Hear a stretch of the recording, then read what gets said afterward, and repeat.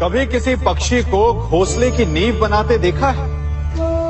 अथक परिश्रम करके तिनका तिनका बिटोर कर वो पक्षी अपना घोंसला बनाता है, अपनी संतान के लिए एक सुरक्षित घर बनाता है। और फिर कहीं से तीव्र आंधी आती है, भारी वर्षा होती है और उसका घोंसला तिनका तिनका करके बिखर जाता है। फिर वो पक्षी क्या करता है? वो रोता नहीं, ना ही विलाप करता है। वो बिना विलंब करे फिर से अपना घोंसला बनाना प्रारंभ कर देता है और सफलता पाता है। फिर हम क्यों छोटी छोटी असफलता से भयभीत होकर परिश्रम करना छोड़ देते हैं? एक बात सदा स्मरण रखिएगा, हर वृक्ष कुल्हाड़ी की एक मार से नीचे नहीं गिरता, हर चट्टान घन के एक प्रहार से नहीं टूटती। सफलता पाने के लिए अनावरत परिश्रम करना ही मात्र एक मार्ग है। स्वीकारण, सत्य का स्वीकारण मनुष्य के लिए बहुत ही महत्वपूर्ण है। जब तक मनुष्य सत्य को स्वीकार नहीं करता, उसे असत्य से लड़ने की शक्ति प्राप्त नहीं होती। जब आप भोजन करते हैं तो क्या होता है? आपका पेट स्वीकारता है कि वो भर चुका है और आप भोजन करना बंद कर देते हैं। जब आपको निद्रा आती है तो क्या होता है? आपका मन स्वीकारता है कि आपका शरीर थक चुका है और उसे विश्राम की आवश्यकता है। उसी प्रकार जब आपको किसी व्यसन को रोकना हो तो आपको स्वीकारना पड़ता है कि बहुत हो चुका, चाहे वो लालच हो या मदिरापान।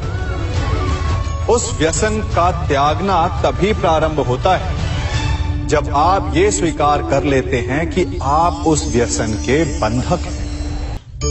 हम में से ऐसा कोई नहीं जिनकी परछाई उनसे दूर रहती।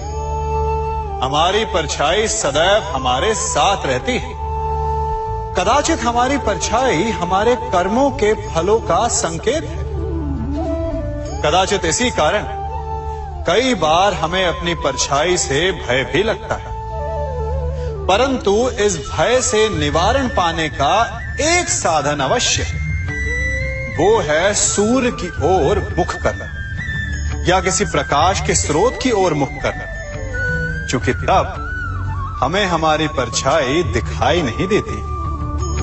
यदि इसे जीवन के संदर्भ में देखें तो ये प्रकाश का स्रोत शुभ कर्मों की चेतना है। यदि आपके मन में शुभ कर्म करने की इच्छा है तो आपको कभी भी अपने कर्मों के फल का भय नहीं होगा, क्योंकि यदि आपका मन शुद्ध होगा तो आपके कर्म शुद्ध होंगे और शुद्ध कर्मों का फल कभी अशुद्ध नहीं हो सकता।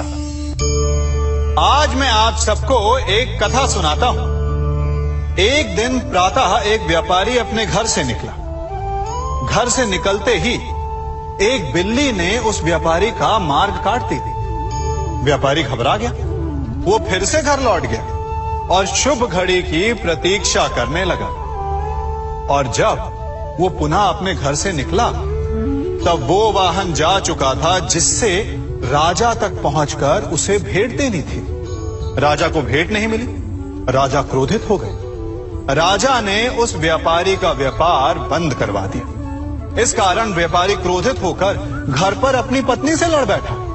पत्नी अपने बच्चों समेत मैके वापस चली गई और उस व्यापारी के जीवन में यदि कुछ रह गया था तो केवल अंधकार। और इन सब का कारण वो उस बिल्ली को मानता रहा जिसने उसका मार्ग काटा था। ऐसा ही एक दूसरा